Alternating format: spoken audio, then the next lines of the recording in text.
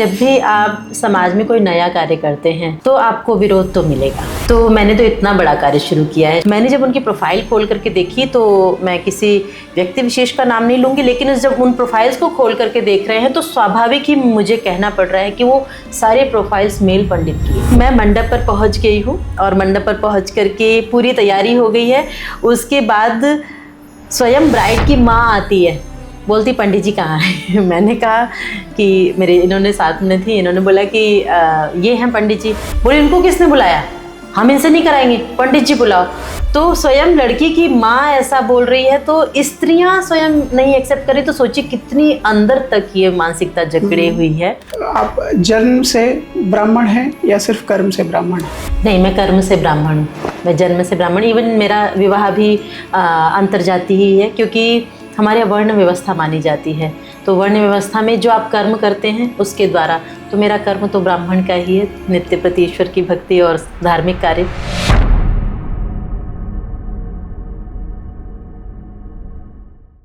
नमस्कार, मेरा नाम है विकास त्रिपाठी और आपका स्वागत है विकास त्रिपाठी शो के इस नए एपिसोड में। हमेशा की तरह हम धर्म, साहित्य और संस्कार के जुड़े अलग अलग क्षेत्रों से लोगों को बुलाते हैं और आप सबका इतना प्यार मिलता है। इसी क्रम में जैसा कि मैंने अपने पिछले वीडियोस में बताया था कि मैं जयपुर गया था और वहाँ मुझे एक महिला पंडित से पहली बार साक्षात्कार हुआ, आचार्य श्रुति शास्त्री जी। और मेरा सौभाग्य है कि वो आज हमारे साथ इस स्टूडियो में उपस्थित हैं। आपका बहुत बहुत स्वागत है। मेरे बहुत सारे सवाल हैं जो ऑलरेडी मैं आपसे पूछना चाहता हूँ और मैंने वहाँ भी आपसे बोला कि हम इन विषयों पे बात करेंगे जो बहुत सारे लोगों के प्रश्न होते हैं इन जनरल। जब वो पहली बार किसी भी महिला पंडित को देखते हैं उनके मन में बहुत सारी जिज्ञासा हो जाती है कि ये तो मैंने कभी नहीं देखा, या बहुत सारा वहाँ पर भी मैंने नोटिस किया कि बहुत सारा एक विरोधाभास भी रहता है लोगों के मन में, जो इवन पंडित में ही है, जो धर्म और उनके ज्ञाता है उनके मन में भी ये है कि यार महिलाओं को कुछ सर्टेन अधिकार नहीं है जो उनको नहीं उसके अंदर जाना चाहिए। उनका बहुत ऐसा कुछ स्ट्रांग विरोध तो नहीं होता था, लेकिन ये था कि क्यों करना है महिलाओं को ये सब। तो मेरा सवाल वहीं से शुरू करूँगा मैं कि क्यों करना था आपको ये सब, और पहले तो अपने बारे में भी कुछ बताएं। जी नमस्ते सभी दर्शकों को मेरा सादर प्रणाम। मैं आचार्य श्रुति शास्त्री आज बहुत प्रसन्न हूँ कि एक बहुत ही विशेष चर्चा जो आज के समय के हिसाब से आवश्यक है, उस चर्चा के लिए मैं आपके शो में आपने मुझे आमंत्रित किया है। इसके लिए मैं सबसे पहले आपका धन्यवाद करती हूँ। मैंने ये रास्ता, ये कार्य इसलिए चुना, सबसे पहले तो मैंने गुरुकुलीय शिक्षा प्राप्त की है। गुरुकुल में सारे वेद आदि शास्त्रों का अध्ययन किया है और उसके बाद में जब मैंने समाज में आई कार्य करने के लिए तो बहुत सारी ऐसी चीज़ें मुझे दिखाई दे रही थी कि जिस पर कार्य करना चाहिए। सब जगह कार्य कर रहे हैं लोग, लेकिन इस क्षेत्र में मुझे थोड़ी कमी दिखाई दी कि मुझे एक अवसर मिला एक विवाह संस्कार कराने का सबसे पहले।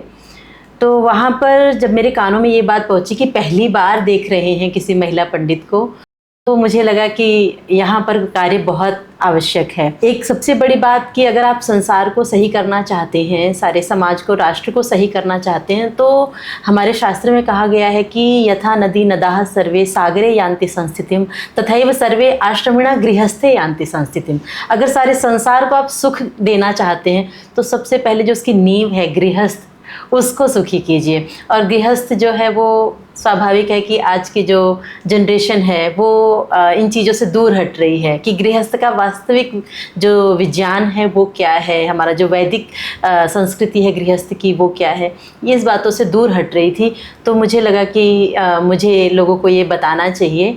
और जिन्होंने ये प्रश्न किया कि महिलाएं इस कार्य में क्यों आ रही हैं, मैं कहती हूँ कि क्यों नहीं करना चाहिए। मुझे इसका उत्तर, मेरा प्रश्न सबसे पहला ये है कि क्यों नहीं करना चाहिए। ये कहाँ पर लिखा है मुझे ये बता दें। तो क्योंकि जैसे पुरुष ईश्वर के पुत्र हैं वैसे स्त्रियां ईश्वर की पुत्रियां हैं। तो ईश्वर ने जो भी कार्य दिया है ना वो मनुष्य मात्र के लिए दिया है। वेद का जो भी ज्ञान है वो मनुष्य मात्र के लिए दिया है। तो पुरुष भी कर सकते हैं और स्त्रियां भी कर सकती हैं। तो समाज में ये परिवर्तन कैसे आए, इसके लिए फिर मैंने सोचा कि मैं इस कार्य को कर सकती हूँ। मेरे पास ज्ञान है ऐसा कि मैं लोगों तक इस कार्य को पहुँचा सकती हूँ। तो बस मैंने ये रास्ता चुना। तो किस उम्र में आप गुरुकुल में गई थी? गुरुकुल की एक अवस्था होती है, गुरुकुल में जिस आयु में प्रवेश लिया जाता है वो लगभग 10-11 वर्ष के जब आप होते हैं, 5th या 6th क्लास में। तो मैं 6th क्लास में गुरुकुल में मैंने एडमिशन लिया था और तब से पूरा MA जो होती है स्नातक, वहाँ तक मैंने पढ़ाई की और सारे वेदांत शास्त्रों का अध्ययन। तो कहीं ना कहीं इस चीज़ का जो बीज होगा वो आपके माता पिता से आया होगा जी, क्योंकि पांचवी कक्षा में पढ़ने वाली श्रुति शास्त्री को तो ये अंदाजा नहीं होगा कि उनको जीवन में क्या करना है। तो उनके बारे में थोड़ा बताएं, वो क्या बैकग्राउंड रहा है। बिल्कुल, मैं इस चीज़ के लिए तो मैं अपने माता पिता को धन्यवाद देती हूँ कि मुझे नहीं पता था उस समय, शायद हम रो रहे होंगे जब गुरुकुल में भेज रहे होंगे माता पिता कि 10 वर्ष तक आपको घर लौटना ही नहीं है, आपको वहीं रहना है, ऐसी व्यवस्था होती है गुरुकुल की। तो माता पिता का त्याग उस समय हम रो रहे होंगे। अच्छा, मतलब जैसे हम बोर्डिंग में भी होते हैं तो सालाना अपने घर वापस आ सकते हैं, आप नहीं आ सकते? नहीं, कुछ गुरुकुलों ने अब कर दिया है। लेकिन अभी भी कुछ गुरुकुल हैं जो कि वास्तव में जो परंपरा बनी थी वो आप कहीं से भी आप मतलब विचलित ना हो, क्योंकि स्वाभाविक अगर आप वर्ष में एक बार आए तो आपका हो सकता है मन वापस जाने का ना हो, बहुत सारे बच्चों का हो जाता है। तो हमारे यहाँ थी व्यवस्था सालाना जाने की, पर बहुत बार हम कार्यक्रमों में रहते थे तो नहीं जा पाते थे। तो वहाँ पर पूरा समय रह करके मैं उस समय रोती भी थी कई बार, लेकिन आज लगता है कि मैं अपने माता पिता का धन्यवाद करूँगी कि इस रास्ते पर गुरुकुली व्यवस्था में मुझे भेजा और आज एक अलग ही पहचान मुझे उनके द्वारा मिली है। वैसे मेरे पिता जो हैं वो लॉयर हैं और पूरी तरह से वो भी सामान्य अन्य लोगों के जैसे ही थे, लेकिन किसी समय उनको थोड़ा ज्ञान हुआ कि हमें अपने बच्चों को वैदिक काल में जिस समय सुख ही सुख था, कि माता पिता अपने बच्चों के लिए सुख चाहते हैं ना, तो बस वो था कि सुख तो उसी काल में था और आज की आगे आने वाली जो समय आएगा उसमें और दुख आएगा जिस तरह पीढ़ी बढ़ रही है। तो मैं मेरे बच्चों को भविष्य कैसे सुधार सकूं, तो उसके लिए पिताजी ने कहा कि राम और कृष्ण जैसे पढ़ाई की थी वैसे मैं मेरे बच्चों को पढ़ाऊंगा। तब तो आप कितने भाई बहन हैं? हम 8 भाई बहन हैं। अच्छा, और इसमें भाई लोग क्या, मतलब ज्यादातर लोग आपकी गुरुकुलीय सभी लोग 8 लोग? हाँ, 6 लोग गुरुकुल गए हैं, 2 नहीं गए, पर हमारे घर का जो एनवायरनमेंट था ना वो गुरुकुल से ज़्यादा कट्टर था। मतलब हम घर से गुरुकुल जाना चाहते थे।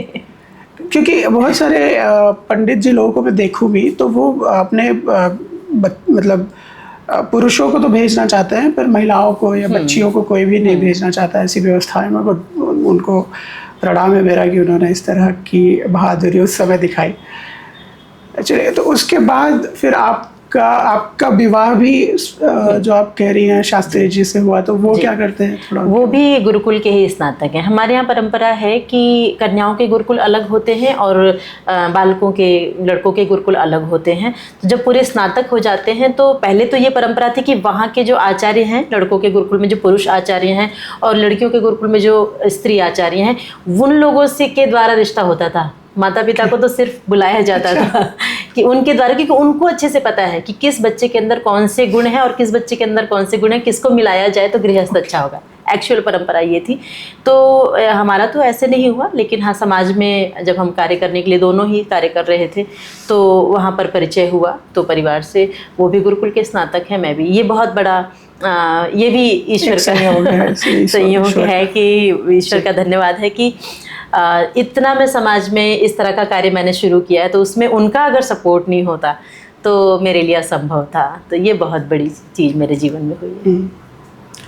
तो दर्शकों को मैं बता दूं कि आचार्य जी बहुत सारे विवाह संस्कार कराती रहती है और बहुत सारी वीडियोस इनकी आपको फेसबुक और यूट्यूब पे मिल जाएंगी। ऑलरेडी बहुत फेमस हैं और वहीं से मेरे मन में भी ये जिज्ञासा आई कि मैं आपको अपने शो पर बुलाऊं।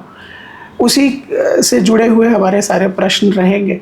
तो मेरा तो सबसे पहला सवाल जो मैं अगर कोट करूं, सबसे पहला सवाल जो मैं आपसे करना शुरू करूं तो इसी से शुरू करेंगे कि किस शास्त्र में या किस वेद में महिलाओं द्वारा विवाह संस्कार कराए जा सकने की बात की गई है जी, या कोई ऐसा पहले विदुषी रही हैं हमारी, बहुत सारी विदुषियाँ हमारे धर्म में रही हैं, तो कुछ ऐसा हमें बताएं जो हमें नहीं पता। जी जी बिल्कुल। यजुर्वेद के 26वें अध्याय में मंत्र आता है जिसमें ईश्वर ने साफ कहा है कि मेरी जो वेदवाणी है, ये जो कल्याणी वाणी है, ये सभी के लिए है, किसी के लिए भी वहाँ पर इसके लिए निषेध नहीं है। चाहे जैसे लोगों ने कहा कि ब्राह्मण, क्षत्रिय, वैश्य और पुरुष मात्र केवल पढ़ सकते हैं वेद को, पढ़ना ही निषेध कर दिया गया था। तो उस मंत्र में प्रमाण मिलता है कि ब्राह्मण, क्षत्रिय, वैश्य, शूद्र, अतिशूद्र और स्त्रियां सभी को वेद पढ़ने का अधिकार है। वेद का मतलब क्या है, पहले तो ये जानना है कि मनुष्य का जब परमात्मा ने रचना की तो उस समय परमात्मा ने ज्ञान दिया, तो क्या शूद्र को नहीं आवश्यकता है उस ज्ञान की? चाहे कैसे जीवन जिएगा वो? अतिशूद्र जो है उसको ज्ञान नहीं होगा तो कैसे अपना ही भाग कैसे जिएगा? स्त्रियों को ज्ञान नहीं होगा। मुझे तो सबसे बड़ी बात लगती है कि संतान की जो पहली गुरु होती है वो स्त्री बताई गई है, और तो वो कैसे अपने बालक को शिक्षा देगी? वो गर्भ में जैसे अभिमन्यु का निर्माण किया था वो कैसे निर्माण हो सकता है? तो साफ वेद में प्रमाण है। सबसे पहला प्रमाण, मेरे पास बहुत सारी कॉल्स आई कि आप प्रमाण बताइए, तो मैंने कहा आप बताइए कि निषेध कहाँ पर है। तो उन्होंने अपने शास्त्र बताए।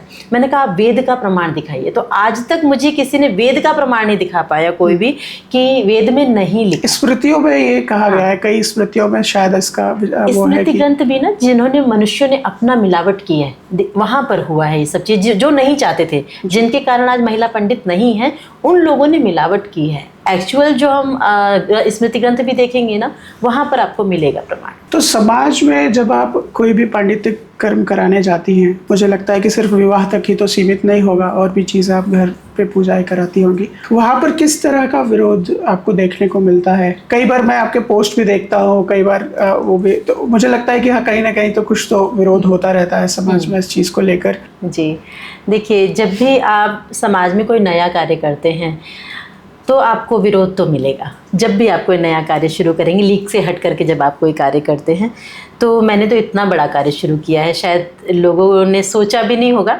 अभी तक 3 वर्षों में मैंने 300 वेडिंग्स कंडक्ट की हैं, तो उसमें प्रत्येक जगह मेरे कानों में ये आवाज़ आई है कि पहली बार देख रहे हैं। तो इतनी बड़ी परंपरा को मैं तोड़ रही हूँ, तो स्वाभाविक विरोध तो मिलेगा।